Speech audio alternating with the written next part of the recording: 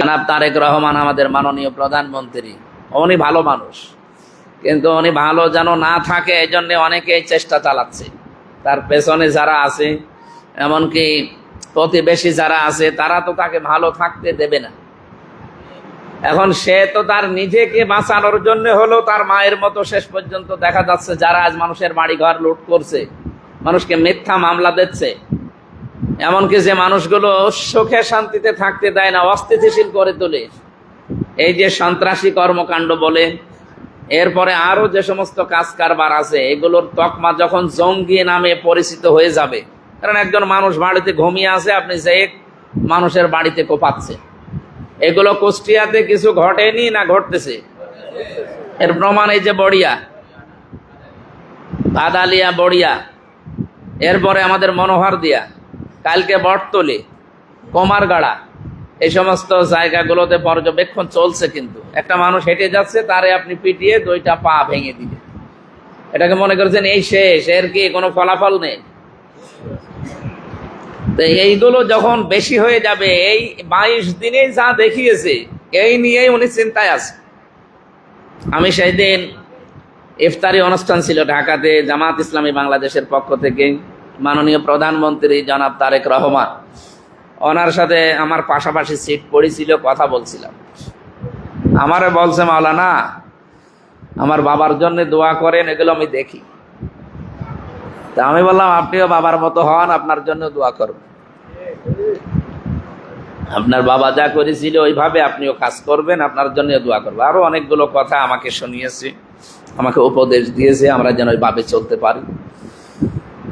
তো ওনার কি চেহারার ভেতরে আমি তো একটু মানে আন্দাজে তাকাই না, তাকালেই তো কিছু না কিছু আবিষ্কার করতে পারি। কারণ আমাদের নজর হচ্ছে শুধু র না, আমাদের নজর হচ্ছে নাজারা। র মানে এমনি দেখা, আমি মাওলানার দিকে এমনি দেখলাম, কিন্তু নাজারা মানে এমনি দেখা না। নাজারা মানে গবেষণার দৃষ্টিতে, চিন্তা ভাবনার দৃষ্টিতে দেখা। আমি চিন্তা করে দেখেছি ওনার এই 3.5 হাত বডি, বিশেষ করে এই চেহারার ভেতরে চিন্তার ছাপ, এটা তো এমনি তৈরি হয়নি। উনি এই মাত্র এই 18-19 দিনের দৃশ্যগুলো তিনি দেখেছেন যে এ তো কন্ট্রোলের বাইরে চলে যাচ্ছে। যেই বদনামটা ছিল ফ্যাসিস্টদের, সেই বদনাম এখন আমার দলের লোকজনের উপরে আসছে। শেষ পর্যন্ত আমার মনে হয় ওনার মায়ের মতো সিদ্ধান্ত নিতে উনি বাধ্য হবে। আপনি যাই করেন না কেন, আপনাকে কন্ট্রোলে আনার জন্যে শেষে হয় র‍্যাব দিয়ে, না এরকম একটা নতুন কোনো বাহিনী তৈরি করে আপনাকে হয়তো বিদায় করবে, তার নিজেকে বাঁচানোর জন্য হলে। আমি আপনাদের সতর্ক করছি, আপনি আমাদের এলাকার মানুষ, আপনি আমার ভোটার হন না ভোটার হন ওটা নাই, আমার 4.5 লাখ ভোটার এখানে, সবাই আমার কাছে আপন। আপনি সামনে বিপদে পড়বে, এটা বাস্তবতা, এটা আমি দেখতে পাচ্ছি। এই জন্য আপনাদের সতর্ক করলাম, আসেন সবাই আমরা মাজলুম ছিলাম, আমরা যেন এখন জালেম হয়ে কেউ না উঠি। আপনি কি করবেন জুলুম করি? ওই লোকটার আখেরাত তৈরি হয়ে যাচ্ছে, আর আপনার দুনিয়া আখেরাত সব ধ্বংস হয়ে যাচ্ছে। সম্মানিত উপস্থিতি, আমরা যেহেতু কথা খুব বেশি বলবো না, কারণ জমার দিন আমার এরপর একটা মিটিং আছে। আমাদের প্রথম কথা হচ্ছে, আল্লাহ রাব্বুল আলামিন এই যে রুকু শব্দটা ব্যবহার করলেন সূরা বাকারার এই 43 নম্বর আয়াতে। রুকু মানে শুধুমাত্র এই মাথা ঝুঁকিয়ে শেষ করে দেওয়া না, আল্লাহর যে বিধানগুলো আছে, যেটা যেখানে জানবেন ওইটা জানার পরে আপনি মাথা নত করে দেবেন, এর নাম রুকু। এই রুকু আমাদের দেশে নেই। হ্যাঁ, হালকা কিছু বিধানের সামনে আমরা মাথা নত করতে রাজি আছি, স্যালেন্ডার হতে রাজি আছি, কিন্তু আল্লাহর সব বিধানের সামনে আমরা মাথা নত করতে রাজি না। এরকম মুসলমান বাংলাদেশে নেই। এটা কয়েকটা উদাহরণ আপনাদের সামনে তুললাম। চুরি করা, ডাকাতি করা, জেনা করা, এরকম অপরাধী হলে আমরা তার পেছনে নামাজ পড়তে রাজি না। এগুলো যেমন কবিরা গুনাহ, একজন মানুষের পেছনে গীবত করা কবিরা গুনাহ, এমনকি তার নামে এমন একটা দোষ চাপিয়ে দেওয়া যে দোষ তার ভেতরে ছিল না, আমি বানিয়ে তার নামে চালিয়ে দিলাম, এগুলো সাংবাদিকরা বেশি করে, আর এই যে ইউটিউবাররা এগুলো আরো বেশি করে। এদের এই ভিউ বাড়ানোর জন্য যেটা বলি নাই তার আগের কথা পরের কথা কেটে দিয়ে ছেড়ে দিই। আমি এক জায়গায় বলেছিলাম, ইয়া আইয়ুহাল্লাযীনা আমানু, হে ঈমানদারেরা, লা তাকরাবুস সালাতা ওয়া আনতুম সুকারা, তোমরা নামাজের ধারে কাছে যেও না যতক্ষণ নেশাগ্রস্ত থাকো। নেশাগ্রস্ত অবস্থায় ধারে কাছে নামাজের যাওয়া যাবে? ওনারা কাটসাট করে কি ছেড়েছে যে আমির হামজা বলেছে নামাজ পড়া যাবে না। আমি কি নামাজ পড়তে নিষেধ করেছি?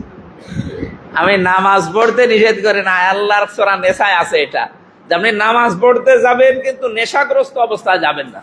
যদিও এটা মদ হারাম হওয়ার দ্বিতীয় একটা স্টেপ, 3 নাম্বার স্টেপে দিয়ে পুরাটা আল্লাহ হারাম করে দেয়। ওদিকে আমার আলোচনা না। আমরা যেগুলো বলতে চাই এগুলো যে কাটসাট করে যারা আমার নামে চালিয়ে মানুষের সামনে কালার করে দেন।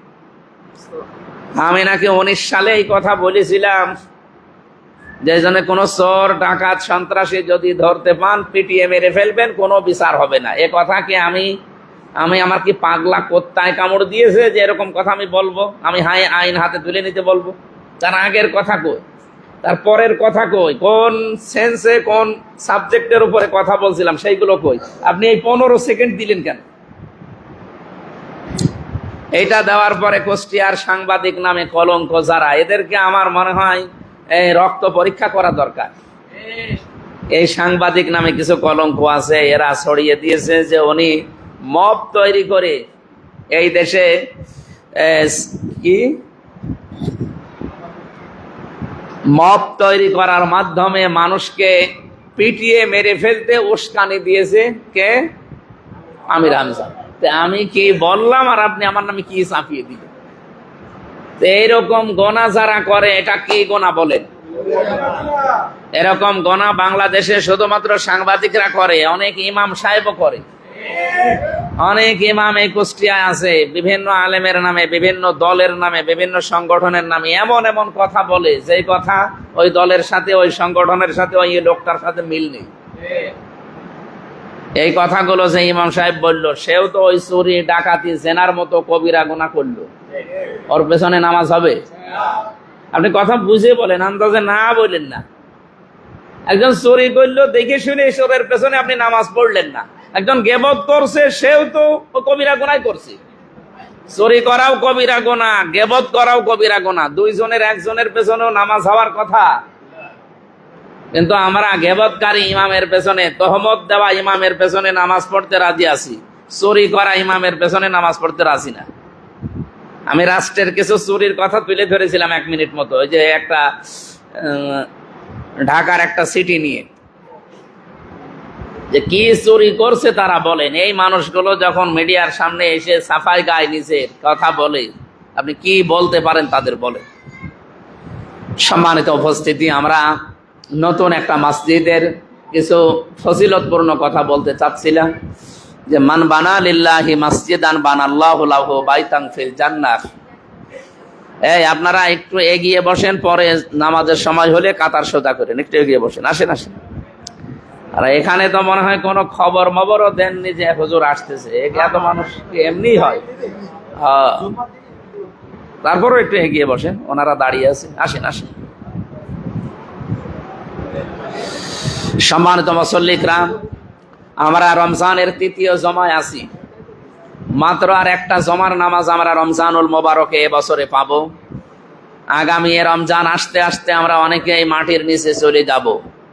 এই জন্য ওখানে যাওয়ার আগে আমাদের যে সামানা জোগাড় করা দরকার, এই রমজানের ভেতরে আমরা যেন অন্তত ওগুলো তৈরি করে জোগাড় করে নিতে পারি। আমাদের যিনি ডিসি ছিলেন এখানে, মানবিক ডিসি নামে পরিচিত, ওনাকে আমি অনেকবার জিজ্ঞাসা করেছিলাম, স্যার আপনার বিরুদ্ধে তো ষড়যন্ত্র হয়। বলছে আমি এখনো ব্যাগ খুলি নাই, আমার ব্যাগ যেভাবে এনেছিলাম ব্যাগ প্রায় ওইভাবেই বাঁধা আছে, কিছু কিছু লাগলে খুলে বের করে নি, আবার ব্যাগের মুখ বেঁধে রাখি। আমি জানি যে এরকম ভাবে আমার বিদায় নেওয়া লাগে, কারণ আমি 27 বার এভাবে পাল্টালাম। বলেন সেই লোকটা সব মানে খোলেও না জিনিসপত্র। এই 3.5 মাস ছিল, কিছু কিছু জিনিস যেগুলো ব্যবহার্য হলো বের করেছিল, বাকিগুলো সব বাধাই ছিল, চলে গেল। উনি বিদায় নিয়ে চলে গেল। আমাদের দুনিয়ার জীবনটাও আমার মনে হয় এইরকমই মনে করা দরকার। আমাদের দুনিয়ার জীবনটাও ঠিক এইরকমই মনে করা দরকার না যে আমাদের সব বাধায় আছে, যে কোনো সময় ডাক দিলেই আমাদের চলে যাওয়া লাগবে। সুতরাং আগামী রমজান তো বহু দূরের কথা, হযরতে আলী রাদিয়াল্লাহু তাআলা আনহুকে নবীজি মাঝে মাঝে বলতেন, জামাই তুমি মৃত্যুকে কত দূরে মনে করো? তিনি বলতেন, হে রাসূল, আমি ওযু করেছি, এই ওযু থাকা পর্যন্ত আরেকটা ওযু করা যায়, এই সময়ের দূরত্বকে আমি মৃত্যু মনে করি। উনি বললেন, না, সালাম ফিরিয়েছো একদিকে, আর একদিকে সালাম ফেরাতে পারবা এই গ্যারান্টি তোমার হাতে নেই, এর আগেই মরণ চলে আসতে পারে। কত কাছাকাছি মরণ বলেন তো। এই জন্য এই মরণ যেহেতু আসবে, রমজান আমাদের জীবনে আর নাও আসতে পারে, আমরা এই রমজানেই এমন কিছু তৈরি করে নিতে চাই। আমরা অনেকে তৈরি করছি, বিশেষ করে রমজানের হক আদায় করে রোজা রাখা, এবং এই যে 4 দিন পর একটা গুরুত্বপূর্ণ আমল আসতেছে, ইতিকাফ। যাদের সময় আছে, সুযোগ আছে, অবশ্যই এটা করা দরকার, ব্যস্ততা যদি এরকম না থাকে। কারণ আপনার আখেরাত আপনার বউ তৈরি করে দেবে না, আপনার আখেরাত আপনাকে তৈরি করে নেওয়া লাগবে। হ্যাঁ, আমি আমার স্ত্রীর সাথে ভালো ব্যবহার করি এই কারণে, কারণ ওই ব্যবহারটা দিয়ে আমার আখেরাত তৈরি হয়। কথা বুঝতেছেন? আমি আমার সন্তানাদির হক আদায় করি এই কারণে, কারণ এইটা দিয়ে আমার আখেরাত তৈরি হয়। নবীজি বলেন, আমি মেরাজ থেকে আসার সময় দেখি হযরত ইব্রাহিম আলাইহিস সালাম আমাকে ডাক দিলেন, হে আমার সন্তান, দুনিয়াতে উম্মতদেরকে যে বলবা যে জান্নাতের মাটি বড় উর্বর, দুনিয়াতে যারা আছে তোমার এই উম্মতেরা অল্প সময়ের হায়াত নিয়ে আছে, এই অল্প সময়ের ভেতরে তারা যেন কিছু কিছু জিনিসপত্র আগে পাঠিয়ে রাখে।